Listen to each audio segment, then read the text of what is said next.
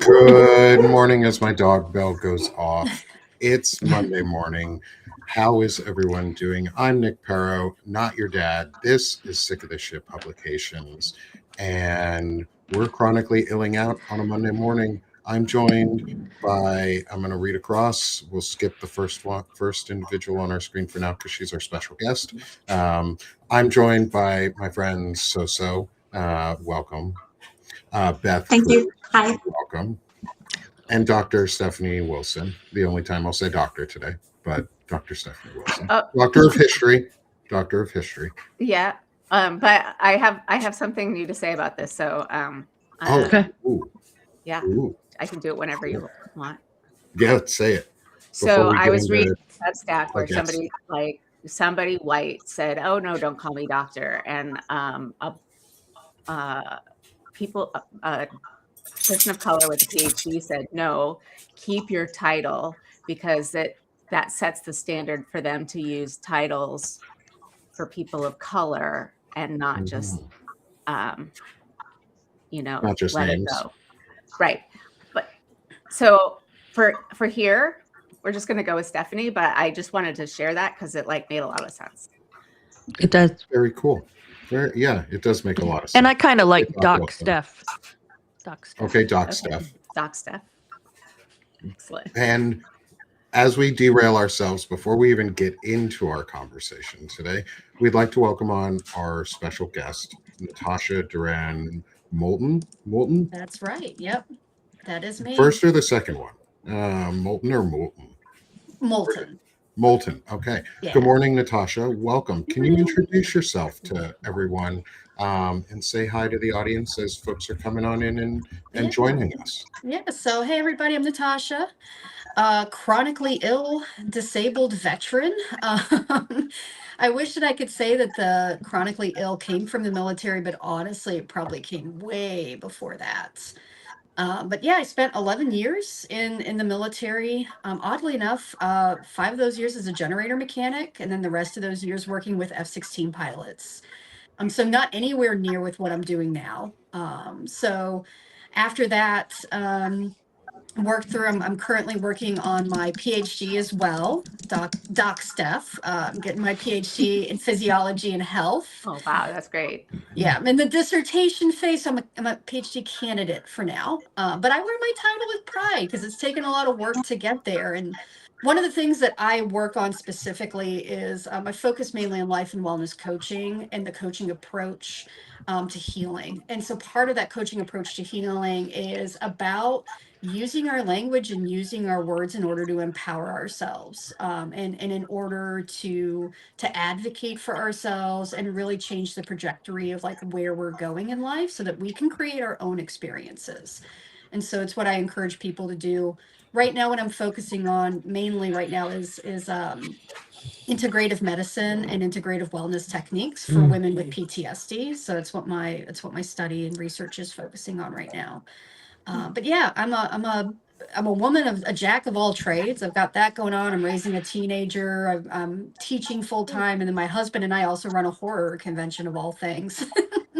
Wow, that's cool. So, yeah, I'm all over the place, while also dealing with just like I said, chronic illness as well. I love it. Welcome. Well, thanks for your service. From one vet to another, thanks for your service. I was not expecting either of those MOSs from you. AFSC. I was in the Air Force. I was were AFSC. you? I take it you were Army then. I was Army, yeah. You were Army. My cousin was in the Air Force, or I have a cousin in the Air Force, or was in the Air Force. I have cousins in the Navy. Most of my family is Army, though, so go Army. You guys are the bus drivers of the sky, as we like to call you. Yeah. The Army has more planes than the Air Force, and so does actually the Army has more helicopters than anybody else, but the Navy has more planes than the Air Force. Yes. And I think the Army does too, which is kind of weird. But welcome to it's fun to talk about vet stuff. I So before we get into anything, before we get too derailed here, we're not going to go down any rabbit holes of what's going on current events, because there's a lot of shit going on, and our space here is not meant for that. We don't Mhm. want to bring that into our space, and we want to focus on what Natasha knows well and what we know well, which is chronic illness and how we face it. And I'm going to read a short disclaimer. It's not on the screen, and it's not going to scroll across the screen in any way.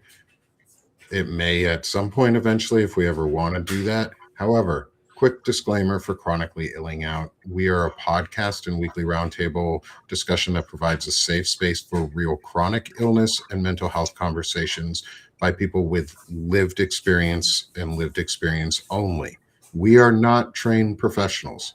We do not claim to be trained professionals, and we do not masquerade as trained professionals. We're just people with experiences who have conditions who talk about them.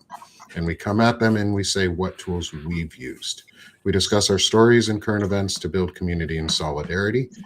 And you're not alone. If you are in crisis, do not reach out to us. Dial 988. Call or text 988 and get support if you need it. And that's it. Have a great morning, everyone, for that. We'll start all of our show for this too. Is if you, especially if you're in the U.S., if you need support, dial 988. It is a tool that you can use that is helpful. It saves lives. Like Natasha, I want to get maybe your thoughts on something like that. As someone who works with shame and blame, who is a chronic illness sufferer themselves, what are your thoughts there? So one of my earlier jobs was I was actually on the other end of the 988 line. I was a crisis intervention and suicide prevention counselor, and I use that term very loosely, but mainly in the state of Vermont. And so I'm from Vermont. Oh, are you? Yeah, I lived Wait, no, I know your name. Now I know why it all sounds familiar. Oh no. I know your name Small somehow. world. Like it sounds familiar to me because I'm like, when have you been in Vermont your whole life? Not my whole life, no, but most of my family. So it's my late husband who grew up in Okay. Vermont. His dad is like a teacher in Bristol, and like he's got a lot of family through there. So the Duran's name probably is fairly It could be. It it's sounds so familiar and I just I, couldn't figure out why. And now I I know. also worked with the National Guard there. I worked with the Army National Guard at their Joint Operations Center in When were you Colchester. there? Oh gosh, I was in New England for 10 years. So from 2008, I only recently moved to South Carolina. Oh, okay. Yeah. So I've been in South Carolina for almost 5 years now. So yeah, I still go up to Vermont quite often too. All of our families up there. Small Oh, world. It's yeah, it is. My dad was part of the Vermont Army National Guard out at Camp Johnson. And yeah. so Yeah. So I you worked at Camp like sort of Johnson. you may have just missed my dad. Maybe, but I worked at Camp Johnson. I worked in their little room with no windows. Because we had the like confidential room, the Mhm. little skiff area where so we would get in information from deployments and everything, but we also had the suicide hotline phone in that Yeah. office. And so that was our main part of our job was calling in. And I do want to say, yeah, call that number. That's what those people are there for. And it goes back to kind of what we were saying before we hit the go live button here. There's something powerful even just about being able to talk to somebody and get that off your chest.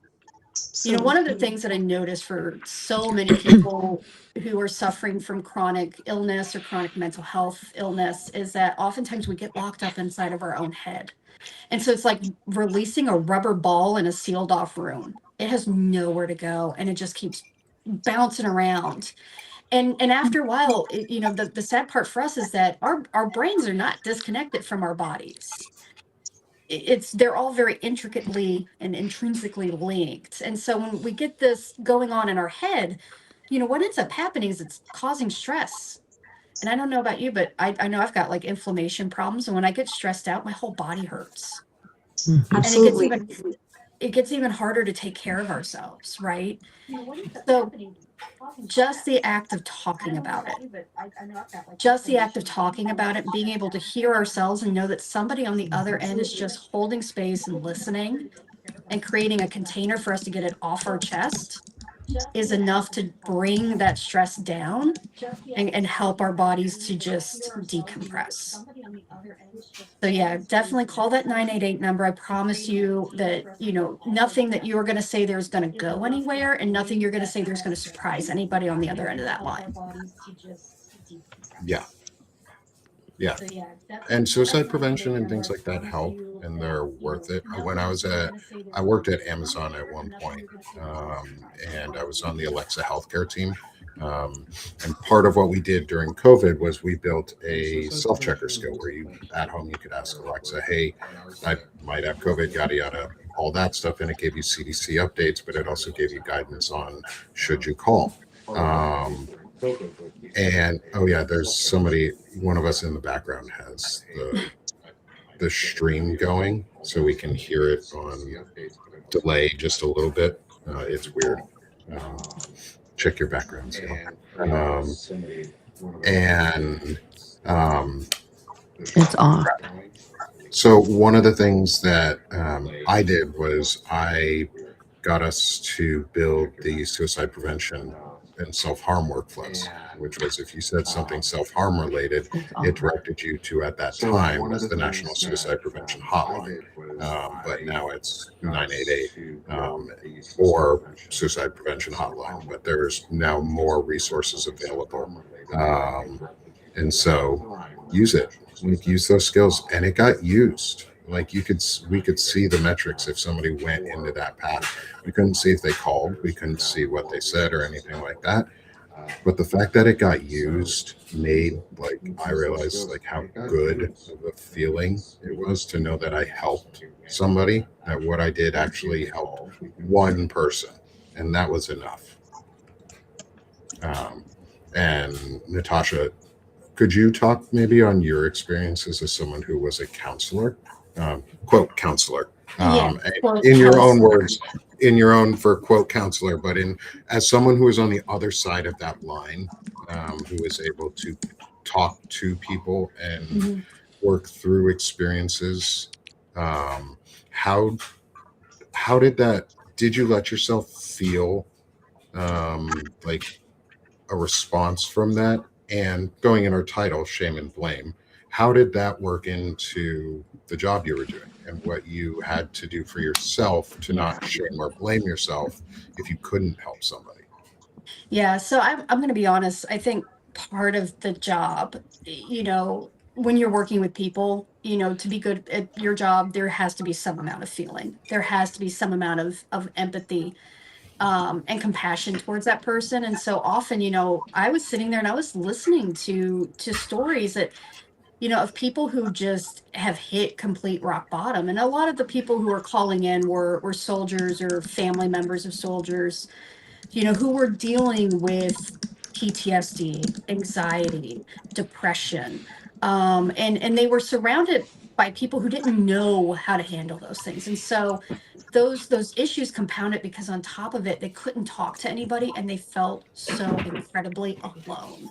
And I think that that's something we all share in the chronic illness space is so many times we feel like I'm the only one who knows what this feels like. Mm-hmm. And it's one of the reasons why when somebody passes us by in a hallway and they're like, hey, how you doing? We know they're not really asking us how we're doing. And we give that blanket statement of, oh, I'm okay, thanks. And we walk on by. Mm-hmm. But then later on that night, when these people were on the phone with me, all of that how they were doing was coming out. And it was heavy and it was dark and it was sad. And I really felt for them because as a soldier who's been deployed as well, and who's had those thoughts, I knew where that person was.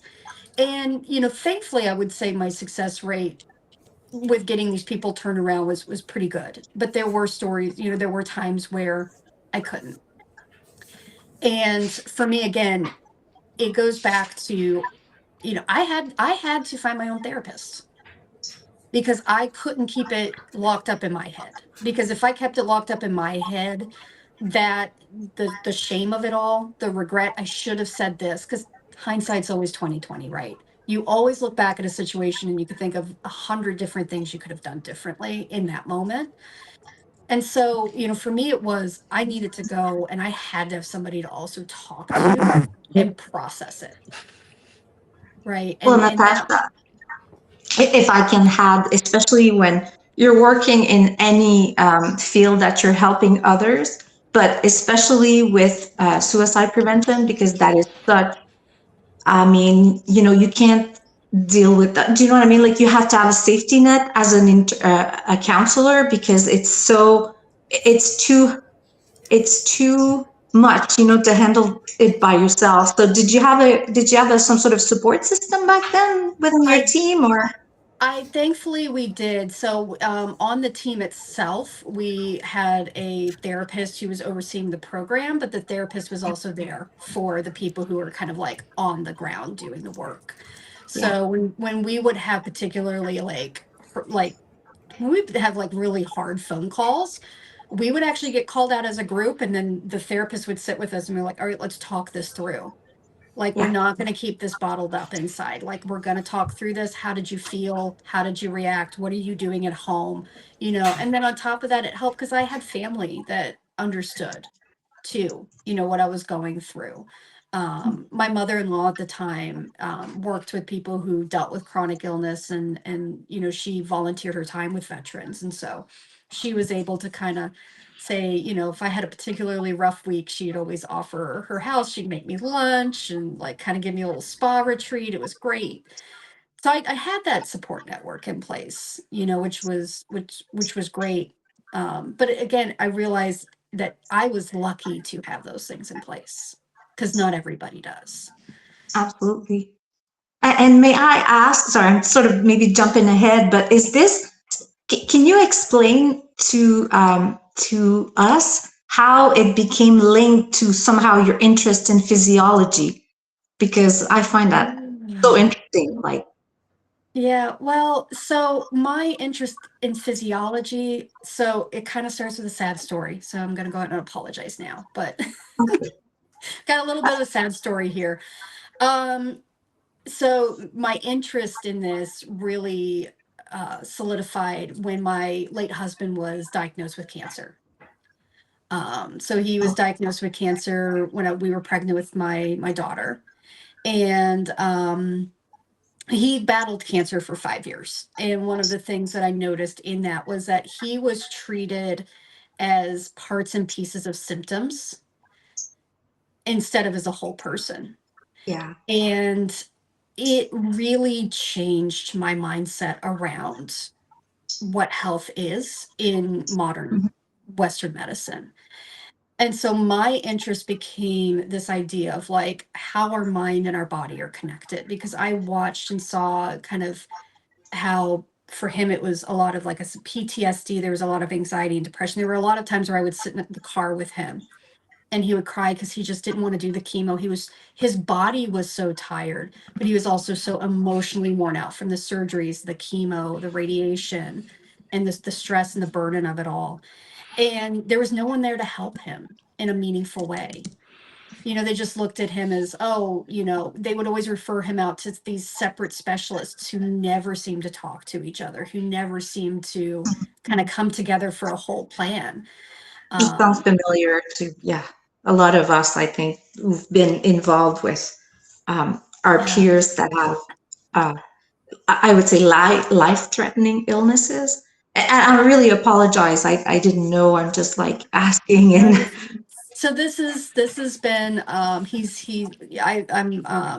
it's been almost 10 years now that he's been gone. So this is something I've healed from completely and more than willing to talk about. But I talk about it because, again, it kind of solidifies why I got to the point where I'm at. Because when I was in my undergrad, I was like, man, I'm going to go to medical school. I'm going to I'm going to do psychiatry. but I didn't. And it was because I like really looked at modern medicine and was like, you know what, this just, no, there's got to be a better way. And so instead of going into to apply, I decided, no, I want to find better ways of doing this.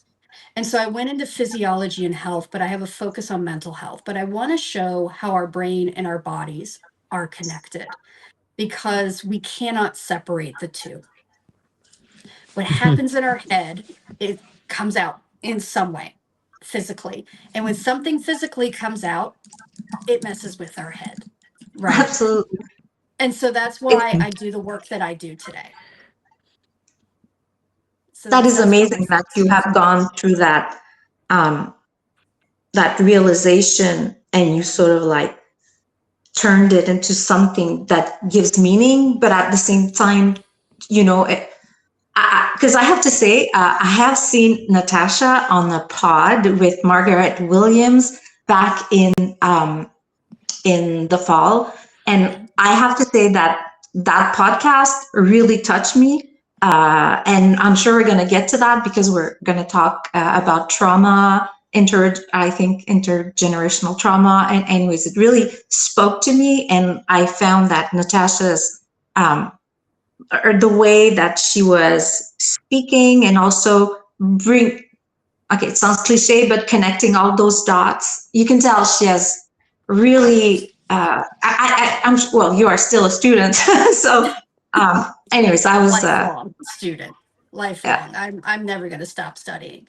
But yeah, you know, I think, and that's why I opened with that I'm chronically ill, and I want to say that it started in the military, but I don't think it did. And why is that? Well, it's because, to be honest with you, there's so many patterns that were handed down to me from my parents, who got them from their parents, who got them from their parents, that have, you know, still impacted me to this day. And yes, so even when I sit down with people who I'm coaching, or even when I sit down with my students, some of the things that I ask them is like, tell me about that internal script. What voice do you hear when you're asked this question? Because when we kind of start getting down to that level, then we can start rewriting that script for ourselves as well as for future generations. Wow. Breaking generational traumas is something that I know Lauren Swinnerman likes to talk about. And it's definitely something that we talk about. It's like part of being an adult, or part of being a good parent, or part of being someone who's trying to move forward in the world, is not passing on those generational traumas in whatever ways you can. Whether we fall short or not, in some areas we will. We have to let ourselves fall short, or know that we're going to. But in some areas we'll succeed, where we can stop those generational traumas from being passed on. And it's a cumulative effect. So it's not like if we don't get all the way there the first time, it's a bad thing. Because if you get partway there, you've partially healed that trauma. And we should let ourselves, you were talking about celebrating the little things, or we were talking about celebrating the little things. And like, I think I could have just made that up too. My brain either just, that, or you read my mind, because I was actually just thinking, I'm like, I'm hoping you're celebrating those wins. And I could get yes. into the physiology of why. Oh, no, it wasn't. It was, I was listening to Lawrence Winterman right before this. He was having on the Daily Whatever, and they were talking about like how to red state activists, like trans activists, continue to move forward.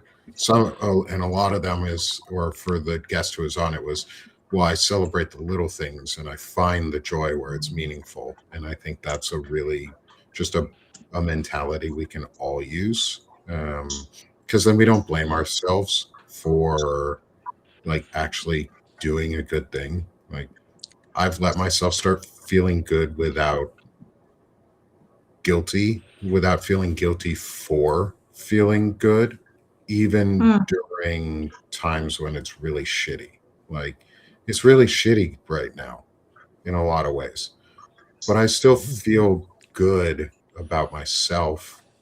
And like, I spent time with my kids and family this weekend, and I felt good about making that conscious choice to be with them instead of jumping on the internet and telling everybody, hey, we did this terrible thing in Iran. Yes, The Iranian supreme leader, I don't give a shit about him. Like, sorry, too bad, so sad that he's gone. Like, their government is brutal and awful, and ours is too.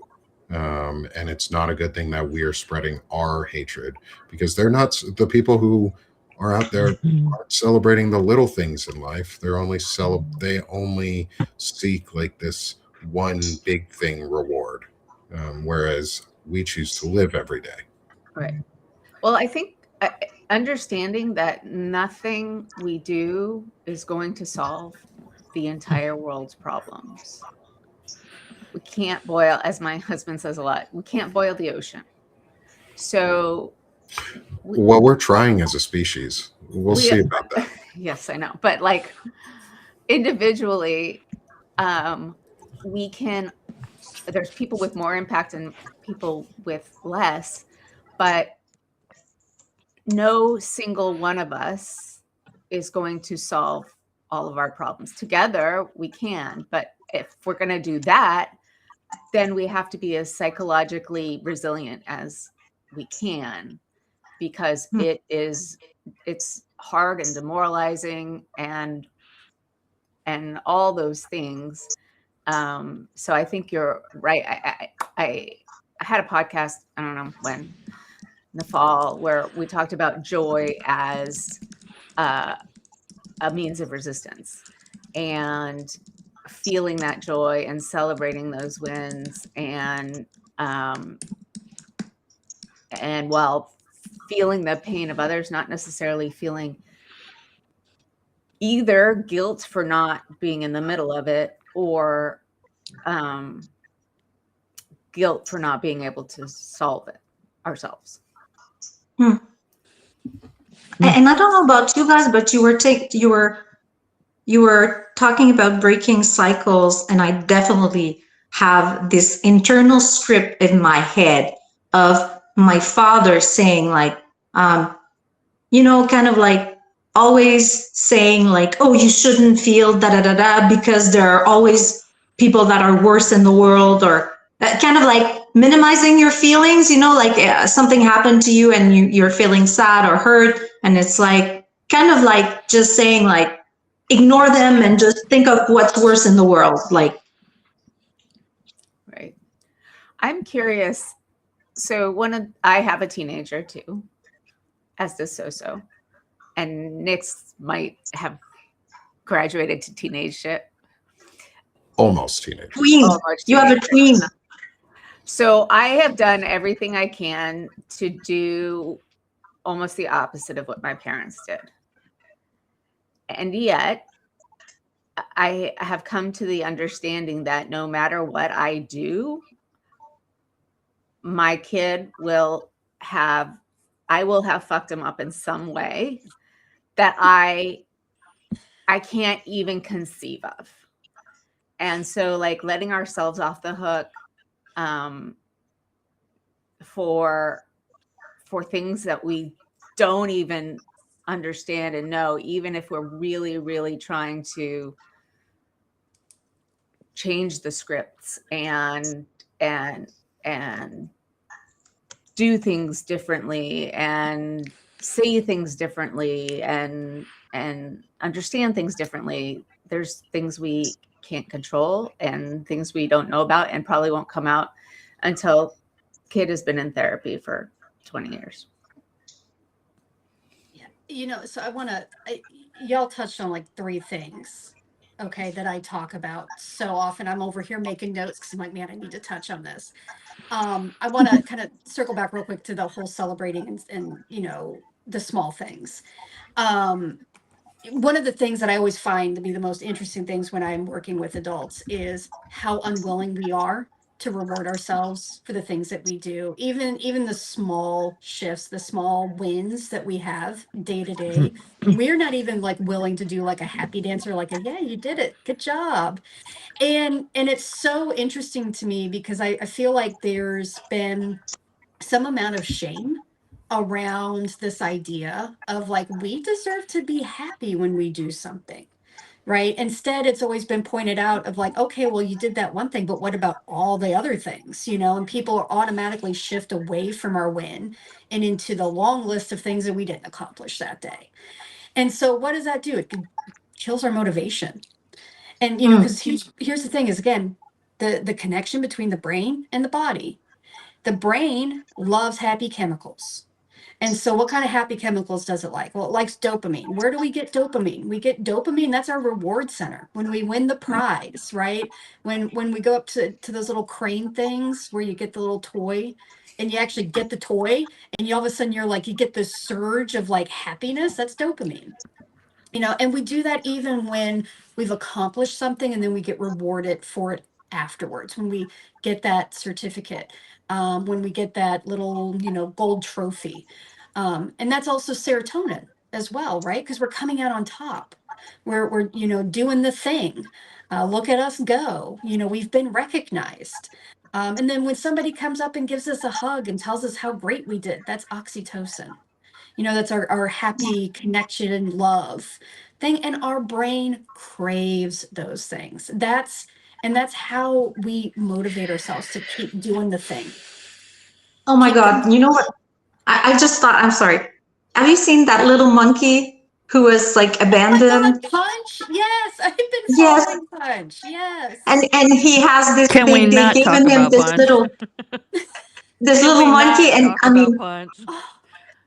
and just the way that he's finding joy and reassurance and with an attachment figure that's like a little plush. And it just makes me think of that because of the oxytocin, which is kind of like what isn't that like the hormones that when you Yes. become a mom or like. Yeah, that's what helps to develop attachment when we first have a baby. It's why skin to skin is so important in those first moments. But yeah, so I want to be the bearer of good news since I shared a sad story. So Punch has found a surrogate. Punch has a surrogate monkey who's taken it on, is loving it and grooming it and protecting it. So and they're actually trying to take away the orange stuffy orangutan that he had to kind of help him like really get back into socializing as a normal monkey. So I do want to. It's amazing. Yay! So I'm gonna cry. I don't know anything about Punch, but this sounds amazing. Yeah, look up Punch the Monkey. The whole story. And I actually talked about that in either this week's Substack, which comes out tomorrow, or next week. I'm always ahead of myself, so I don't ever remember what I've actually put out there. But I actually talk about Punch a bit because I think a lot of people connected with him because we feel that, right? Mhm. We know how it feels to be kind of rejected by our peers. We know what it feels like to be lonely, to be like, man, I wish somebody would just given me a hug or said, I'm Yeah. proud of you, or like recognized me in some way. Yeah. And so that's the importance of celebrating, right? So celebrate your small wins, because when our brain recognizes that, when our brain recognizes, hey, I did something and that made me happy, I want to do it again. That's what our brain does. I want to do that thing again. And it reinforces those healthy habits. And so, but it kind of feeds into, again, what I think So said about someone has it worse. How many times have we heard that? How many times have we heard someone says there are starving kids in Africa? It's exactly what my dad would always tell me when I was young. We use their starving kids down the street now. If we go that route, if we Ouch. ever do that, Okay. we go, there's starving kids in America down the street. Like, eat your food. Celebrate the fact that you have food right now because you're going to have a full belly and you feel good. And I know that's probably that is a blame and shame thing, but occasionally, like when I see a full plate of food getting ready to go into the trash, I don't catch myself. I don't use that stop technique of like, don't say it. Though I did catch myself stopping a critique this weekend, and I just said, no, it's great the way it is instead. And that felt better. And it was a much better response, I think. But like, we've occasionally used, there's starving kids in America down the street from you. Like, Absolutely. we should be more conscious of what we eat and how we eat it. Right. Yeah. See, Yeah. I think there's some lesson there, but I will say it's been used as a weapon to minimize. Yeah. And I think especially in these spaces, it's really important to realize you're allowed to take up space. Mhm. Right. You're allowed, and I don't think people hear that enough. You are allowed to take up space. And sometimes that's really hard for people to accept because they've been minimized for so long that it's so deeply ingrained in them. You know, that they're not allowed to take up space. They're allowed to grin and bear it and say, I'm fine, and move on. I'm sorry, Doc Steph, you look like you were about to say something. I think I Well, stepped on you. You didn't step on me, but there's a couple things. One is, with that food thing, I have a kid with food issues, and I had food issues. My parents at least did the one thing right, which is if you're not hungry, don't eat it, because that's another way of like harming your body with food. But what I wanted to focus on more is when people say, how are you doing? Can't complain. And I'm like, yeah, you can complain. There's always something that, like, you don't have to say, I can't complain because everybody else is doing shitty. No, like, you don't always want to hear whatever, I did it again.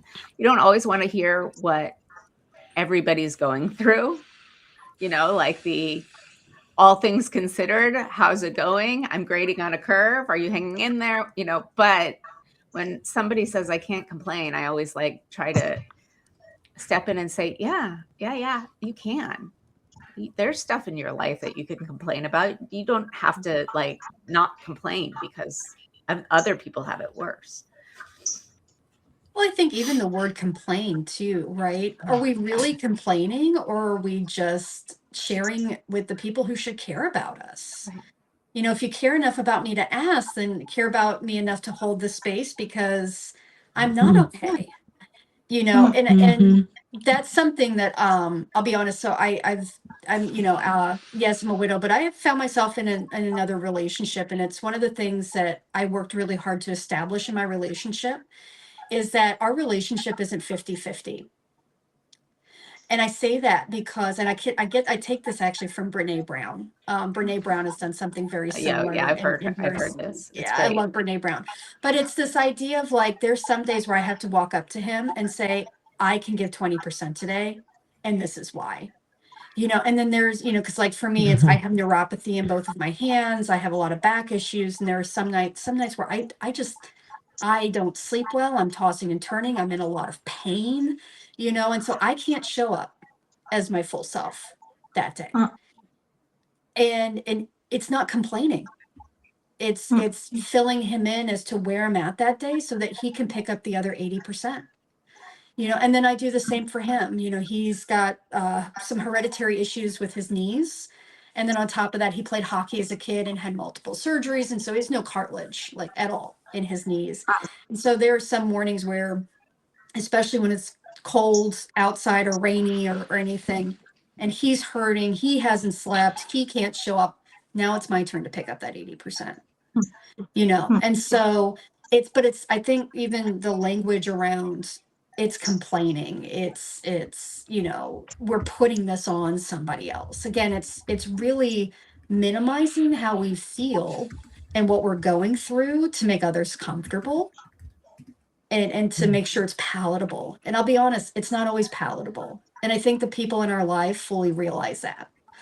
And we should believe in their strength to handle it as much as we believe in our own strength to contain it. Yeah. Great. But the same thing, my husband like always wants to overcompensate. And so he wants to take care of everything and I have to say, I am a grown-up. I will ask you when I need help, but right now I can do it. I said I could do it. I will do it. Like, you don't need to like rescue me. But that's another thing entirely. Yeah. That's from the male perspective too. On that one is, I think part of that is the indoctrination and training that we are under from generational trainings of this is what it means to be a man, is you solve the problem. You don't listen to anybody else. You just solve the fucking problem. You do it yourself. Find a way. And for a lot of us, I think that's the tee up of like, maybe we don't need to solve the problem. Maybe we can I have a just sit. question. I have a question about that. Like, because you have both been in the army. What about the discourse in the army? Because I haven't been involved. I don't have a military family in Canada. It's kind of like, it's, so what have you experienced? Would you say that discourse is kind of like well seen in the army? Like, be tough, shut up, endure, like, The amount of times I was told, shut up, take a knee, drink water, and have an Advil. Like the phrase is literally take a knee. Motrin, Yeah. vitamin M. Actually, what's even better I've found is Midol is the cure-all for so much. Like it's such a good drug. Like What it's is it such a good. having that I don't know, but it's made for women, and for some reason, it's better. Like it's the anti-period drug. Like it's Well, for I period. know, it never worked. It's a mix of ibuprofen, acetaminophen, and caffeine. That's Excedrin. Oh no, Excedrin is aspirin. Yeah. Whatever it does is good. Interesting. Whatever it does, it works really well. And I wish, and that would be the best one, is just take a Midol, have a knee, drink water, get back up. That was the phrase in the military, is take a Tylenol, shut up, and get back out there. Yeah. I know for me, so I had I spent 11 years. I was well on my way. I had goals of 20 years, retire, like the full thing. I made it to 11. I made it to 11 because I had a really, really bad accident in the military. And the accident definitely left me physically disabled. Like I've got definite physical limitations now. But the biggest thing was it really messed with my head. And I remember at one point, there was something that triggered me. At that point, I really had an issue with bright lights and explosions and loud noises. And I had a complete breakdown in the middle of work. And they have this person called your first sergeant. And your first sergeant's kind of supposed to be there to be like your advocate. They're supposed to be there to kind of like, help you out, when you need it. And so they were like, yeah, go see the first sergeant, see what he says. And so I went over and saw the first sergeant, told him what was going on, and I'm in tears. I am like crying uncontrollably, and I am not a crier. I don't cry over anything. Even when I got hurt, I had 1st through 3rd degree burns. Once I was able to compose myself, I was giving like directions to my guys. Here's where my cell phone is. Get this, call this person. Like I was between dealing with an immense amount of pain, was trying to like organize the guys to get things done to get me to the hospital. So I'm sitting there crying uncontrollably, and he just looks at me and goes, you know what? Why don't you just go to the hospital, see if they got somebody to talk to, and you'll be fine, and go back to work. That was it. Yep. That was the answer.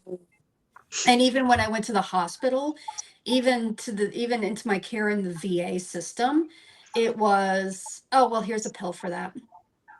At one point in time, I had a cabinet full. I think I was taking up to about 13 individual pills twice a day.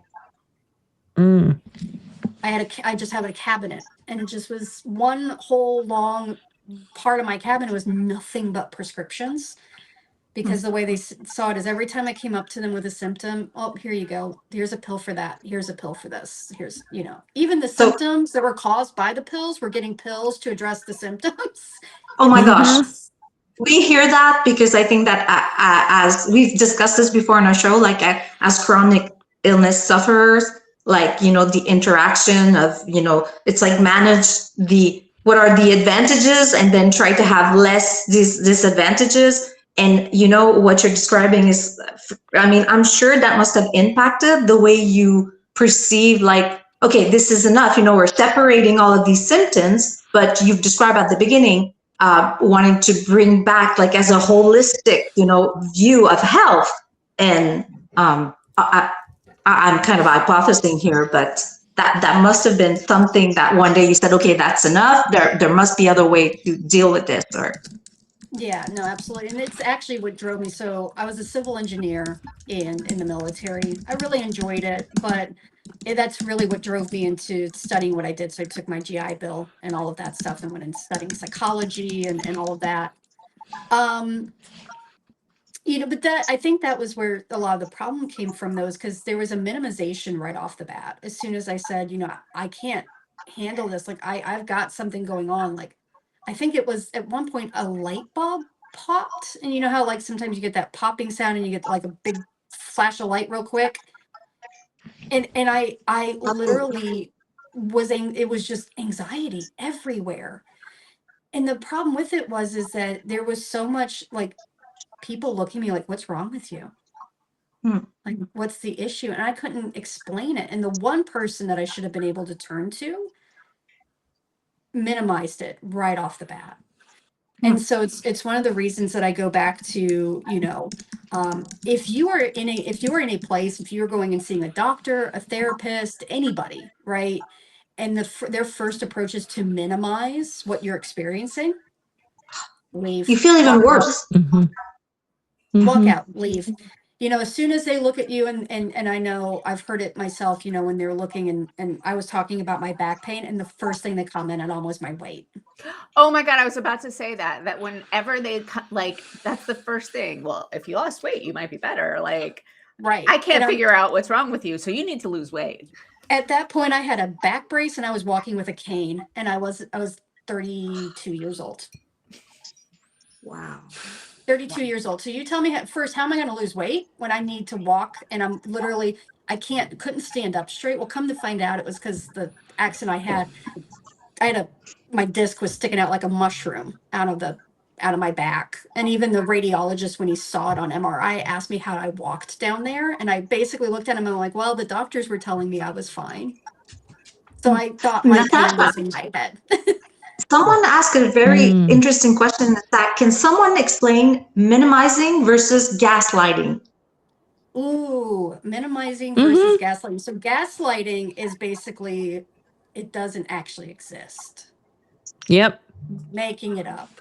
That's not how it went. Yeah. So the minimizing is just saying it's not as bad as you think it is, or there's starving kids in Africa, right? You're lucky to have been born in the United States. We have the best healthcare system. Now we're dipping into gaslighting. It's only 120 stitches. Come on. Exactly. That's minimizing. Gaslighting is when like when you sit there and let's say you are walking and you stub your pinky toe and you're like, oh my God, my toe hurts.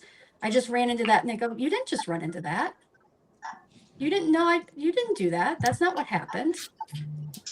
Gaslighting is skewing your reality and creating a complete false narrative around it. Minimizing is when we're just, where it's not that bad. What is the stop being so sensitive? Like, get a grip.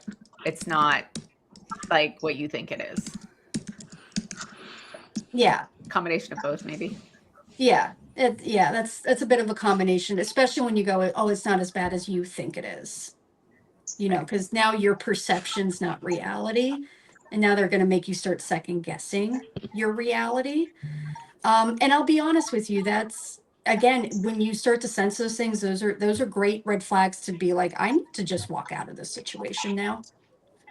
Like get yourself out of that situation, regardless of who it is, doctor, therapist. And I'm sorry to even say it, family members. That's exactly what I was just about to say, family members, right? Walter Ryan and I have talked about this too before, where he's talked about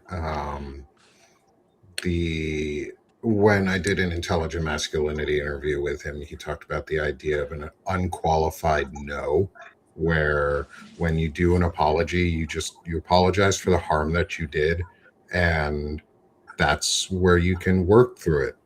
And then if the response to that is, well, and you also did this harm and this harm and this harm and this harm, and there's no end to the wrongs that you had done, walk away, because that person doesn't want your apology for the wrong that you just may have incurred. They want you to apologize for any wrong that may have ever happened and control all of the wrongs on it. And you have to walk away from that. And so an unqualified apology is really important. And the response to that apology is equally important. The apology needs to be an apology. My kid is like, that wasn't a real apology. You just apologized about how it made me feel. That's bullshit. I was actually just to say about that. It can't be an apology. It can't be, well, I'm sorry that you feel this way. Right. Right. That's not an apology. That's you're like, I'm sorry for your reaction because now it's offending me, know. But these are, I feel like these are conversations that I don't feel like a lot of us have been able to have even with our own parents. I'm an older millennial.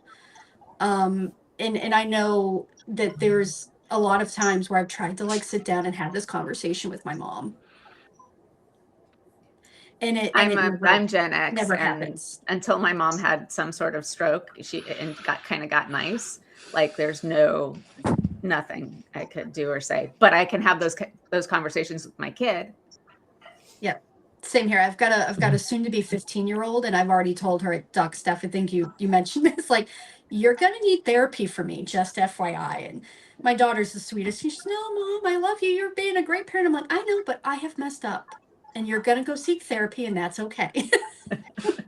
And I'm sorry for that, but Mom was healing too, and that's what you get. Right. But speaking of kids, that's something else too. About this idea of like how we pass down our own trauma to our children. And I want to say, I love that there's kind of this revolution among our Gen X and older millennials and millennial parents where we're like super in tune with that whole thing. Like we're super in tune of like realizing where our parents messed up, what we may want to take away from them, but then also what we are not. We're like, absolutely not. And I was just watching a TikTok earlier, and they were talking about how millennials killed like the traditional family gatherings because we were forced as kids to like go to the reunions, go to the holiday parties where, don't let Uncle Randy around the girls, or, keep Aunt Brenda out of the medicine cabinet, or the cousins are going to drive, even though we know they're pretty much lit by the time they get here, those sorts of things. And then we just had to accept it as kids, right? Because that's just what you did. You don't talk about it, we just accept it. And then we got older and we had kids of our own, and we're like, wait a minute. No, we're not doing this. Not with my kids. We're not doing this. And so I think there's even an interesting conversation around that, right? And I always go back to the conversations because I feel like it's something we have to talk about because it's something we've never talked about in the past. I got a phone call from a distant cousin of mine who had to apologize because of some of the family dynamics of our own that impacted me and my siblings. And the one thing she said is, I really wish I had said something then. So like the silence kind of like is acceptance, but at the same time, when you're stuck in family dynamics where there's like, people have a hard time controlling their emotions and can be abusive, and they're like, and then you're like, you're tiptoeing, I'm not going to say anything not to make things worse and escalating, but at the same time, how do you set your limits? And then when people, you realized after speaking maybe with cousins, like you said, because I come from a big family, and you know what, it's usually like, I don't know how to say that, but at funerals, you meet with your cousins, and then you talk about your parents, and then and then you realize, oh my God, they were going through this. And it's like, when you're in it, it's just too much. But after, anyways, that's what my experience was, that when people were emotional and there was a distance, and then you sort of like realize, oh wow, like you went through this as well. And then you kind of then you reminisce of your families, the grandparents and their parents, and you sort of connect the dots. And Yeah, and how many of those like family scripts live in our head? Like how I can't tell you how long like my grandfather's been dead, but like how his voice still resonates during certain times. And it is the part, well, thankfully I've heard F-bombs being dropped already. So it is some of the most toxic bullshit, but it's still alive and well in my mind and in my body. Mhm. I'm just 100% there with you. I mean, anyways, I still hear them. But I'm saying every day, but we have to focus on when we're fortunate enough to have a family member that's not a risk factor and a protective factor. I think of my grandmother, and she's so not just nurturing, but very reasonable. So I try to be more like her, and I try to change that.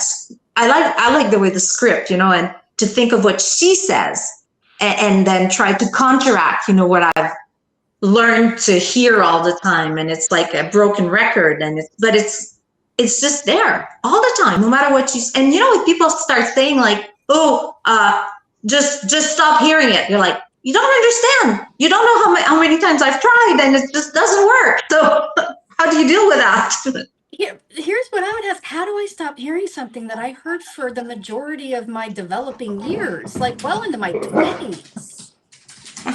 Like well into I'm 42 now. Probably more than half my life so far was hearing those things. How do I turn off something that I've heard so many times? It's a And are lot you of effort. helping? Hmm? Yeah, and then are you helping? Are you telling me differently? Or are you again minimizing my experience to make yourself comfortable? And so that's really where I go with a lot of this shame and blame stuff. Like, let's identify the shame, let's bring it out into the light, and let's look at it. Where do you feel the shame? Where do you feel the blame? And let's talk about it as openly as possible. Because then when people turn around and try to use that against you later in minimizing your feelings, minimizing your experience, gaslighting you into thinking, oh, that's not how that went. Because how many of us have heard that? Oh, that your mom was nothing like that. Your dad was nothing like that. Or That's from not what I saw. a sibling. Mhm. Oh, mom wasn't like that. Okay, well, you had a different mother, actually. Yeah, I've had that from a sibling too. Like whenever I express like why I separated myself so much from my family, like ran off, joined the military, never went back. I explained it to a sibling and they're like, oh, he would never do that. That's not what kind of father he is. I'm like, maybe to you, but not to me, right? But that's where the importance of the shame and blame conversation come around. And I think it's particularly important for people with chronic illness as well, because honestly, we oftentimes feel a lot of shame around those times where we couldn't show up. How many times have we, had to cancel plans? How many times have we had to say, I'm sorry, because, I can't drive to 3 to 4 hours to go to the baby shower, because by the time you get there, you're going to need so much medication and you're going to need to have your feet up and you're going to need to recover from the drive, let alone actually enjoying the party, and so there's a lot of just shame and blame even around the own issues that we deal with, on a day-to-day basis. And oftentimes I feel like for a lot of us, we just internalize it. We grit our teeth, we smile, and we say, I'm fine. When internally we're screaming. And what does that do? It just makes the problem worse. It's just it's almost like we've got an IV drip of stress response. And it's keeping our body in a state of alert and inflammation and pain and all the things that are going to keep us stuck in this cycle. And so that's where my work begins, is getting us out of that cycle and getting us into like saying, no, I'm not okay. And this is why. And that's okay. And one of the tools we purposely use here to help people or help ourselves and help ground ourselves or reset ourselves is meditation, and allowing ourselves to relax a little bit and take a couple seconds for time for life so that we can meditate and have a great day and close out our show too. Before we, because we're at the top of the hour, this is one of those discussions where I looked down at the clock and it said 50 minutes and I was like, that's wrong. That's not right. Like, we haven't And been it's on not here for enough, 50 I minutes. want to go on. Yeah, like, Natasha, we're definitely going to have you back for more Yeah, discussions. love to This come was back. really wonderful. I've had a great time this morning, and I want to give everyone a chance to have some time for life and view some beautiful photography. Hear Beth's voice give us a wonderful meditation and help us start the day and start the week on a strong note, because that's one of the reasons I do this show on Monday mornings, is so that the first thing I get during the new week is a discussion with friends that is uplifting and us focused and a community that cares. So thanks everyone for being here as always with us. And Natasha, really appreciate you coming on today. Thanks. Thank you. So let's take a couple minutes, listen to our meditation. As always, do not close your eyes because the photography adds to the meditation, and you'll get it. We've already released the meditation itself, so I'll have a link to it in the show notes in the end. But please enjoy today's meditation, which is Marine Life by Beth Cruz. Welcome to our marine life meditation. Join me by taking a deep breath in through your nose and slowly exhale out through your mouth. Take another deep breath in and slowly exhale out. One more deep breath in and slowly exhale out. As you listen to the calming sound of the waves and water, notice your face. If you are experiencing any tightness or tension, take this moment to release it. Allow your forehead and mouth to soften as you let your worries go. You do not need to carry them with you. Gently move your focus from your face to your neck and shoulders. If you feel any tightness, allow your shoulders to drop and release the weight you are carrying. Keep your breathing slow and rhythmic, in unison with the sound of the gentle ocean waves. Loosen your arms and hands, feeling calm move through your body as you scan for any stress or strain. Now, gently turn your focus to your core. Your core stabilizes your body and keeps it physically balanced. Take this moment to dissolve any additional worry in your center.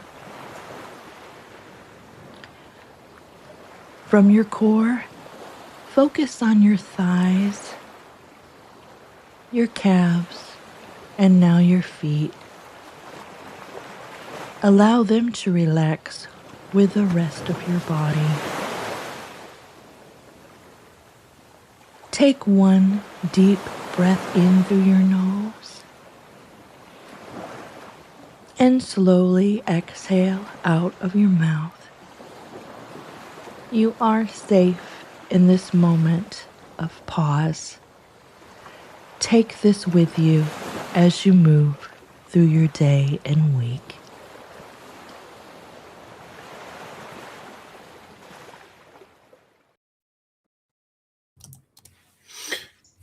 Welcome back, everyone. Ooh, wrong QR code today, but that's okay. Fiona, you get a cool, quick shout out for being awesome. We're going to have you back. Thanks. There was a question in the chat, was whose meditation was that? That was Beth Cruz's meditation with photographs by Soso. And Beth, I'm not sure if photographs in there are yours either, or both. But I know Just Sosos. This is our time. That was part of our Time for Life segment here right at the end. And to get the right QR code up, Natasha, promote yourself. Thanks. Hi, yes. So I'm Natasha Duran Moulton.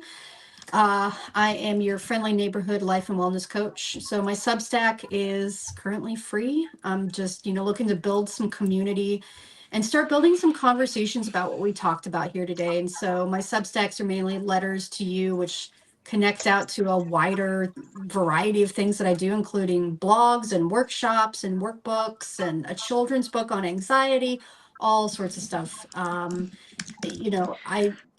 just looking mainly to connect with community. I want to start this conversation and kind of start a revolution where we take up space and we're comfortable in doing that. So that's the goal for me today. Love that. That's awesome. Take up space. Take up good space and take up the Yes. space you're worth. I love that. We're going to have you back. You're pretty awesome. I say that to most of our guests too. Like, I can't wait to have most of our guests come back.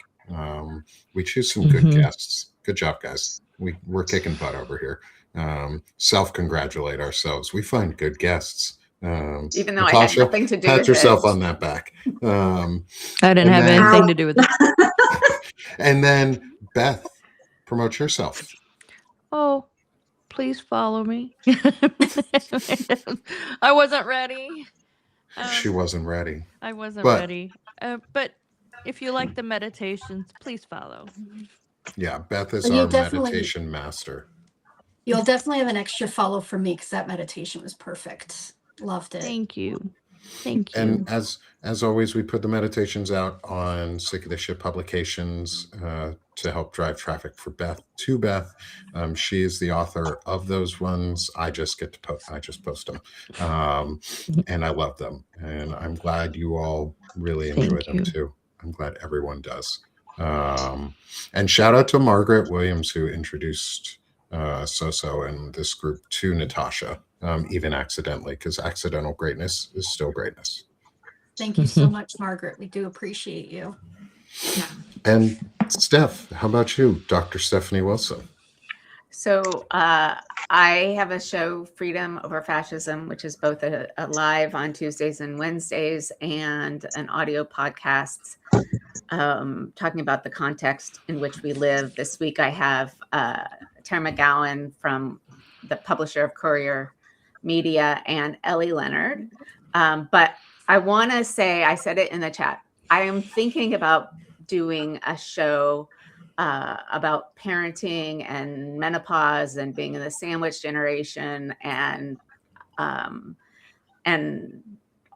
chronically ill and all of that stuff. And so I would love feedback if you didn't get to give it to me before about whether that's something that people would like to have in the menu of things. I think people would. I know you got some good responses in the chat from it too today, and I'm glad you got to ask or got to announce that or ask about it, because I think it would be useful. I think parenting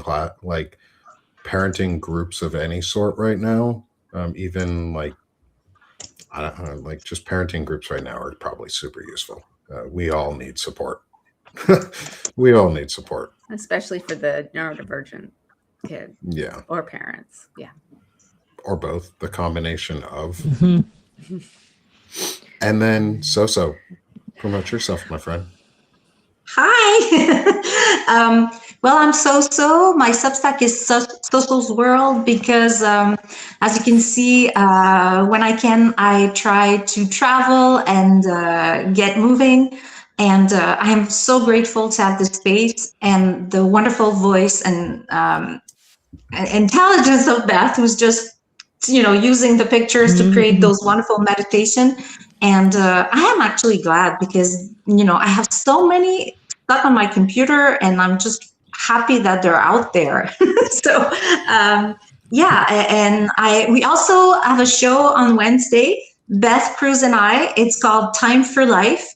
Time for Life is a space that you take for try to get away from the doom and gloom, and we try to talk about what brings us joy. So it's very positive. It's every Wednesday at 12 Eastern. Thanks, Sosa. And yeah, join them for Time for Life every Wednesday. It's fun. It's an amazing. It gets to expand the world of Sick of This Shit publications and offers a community space, and that's sort of what we're here for: is to build the community space and get us all so that we can see ourselves and feel included and feel and know that we matter. And so this is where I start my week here on Sick of This Shit Publications, is chronically yelling out with you all. And then the rest of my week is a lot of masculinity discussions and trying to change the narrative around masculinity and build a manosphere that doesn't suck, one that is welcoming, and one that is open and inviting to people to come in and participate in and learn from and grow from, because now so you can grow. And this, for anyone new in the audience, our regular group is myself, Soso, Steph, and Beth Cruz. Natasha is our wonderful special guest today. And so we're so glad to have had Natasha with us. And yes, we are here every Monday at 11 a.m. Eastern to start your week. Before noon, get a great late morning break. If you're on the East Coast, if you're on the West Coast, a great way to wake up. And then Time for Life is every Wednesday at noon Eastern. Those are two of our main shows. We also have plenty of others. And so come support me here at Sick of the Shit Publications. Also, big announcement for the week, and I'll shift off of the QR code. Before we go, one final big announcement for the week is on Friday. You will all get to see me in Minneapolis. I have been invited to represent and accepted on the sponsorship and to represent Veterans Fighting Fascism. And so I will be in Minneapolis for the Dropkick Murphy community concert that is celebrating life and tribute to Renee Good and Alex Preddy, and for me, all of the others who were... I couldn't get it. And for all of the others who were taken too soon, and for defending our freedoms and standing up for our freedoms, I'm going to go support and represent our community under the sponsorship and as part of Veterans Fighting Fascism, which aligns with the work that we're doing, which is work that I support. It's the Anti-Fascist Book Club. I've helped write or put together the book list for some of the new work that's coming out. And I'm so excited to be there on Friday, March 6th. You'll see me in Minneapolis. So if you're in the area, come say hi. If you're not in the area, I'll make sure there's some live streams going on at points, at least through me. It's also sponsored in part by Valor Media Network and the Save America movement. So I'm going to try and meet other creators that we know and love, and see what we can do for our community to ensure that we're visible and we stay visible and we stay constantly visible, because we need space. We take up space. You deserve that space. You value because you matter. And we're sick of this shit here. And so we're doing it. And so everyone, have a wonderful week. We'll talk to you again next Monday at 11 a.m. Eastern. This has been Chronically Yelling Out on Sick of This Shit Publications. If you're on a MacBook, you can turn on your emojis and you can... if I can teach you sometime if you're on a MacBook. And so everyone, have a wonderful week. Yeah. So you were going to say something. I was about to say, Natasha, can you stick around for 5 minutes? Yeah, definitely stick around afterwards. All right. Thanks, everyone. Have a wonderful day. Thanks, Substack family. Thanks, those on YouTube and Twitch who are joining us. We will see you again next week. Have a great week, y'all.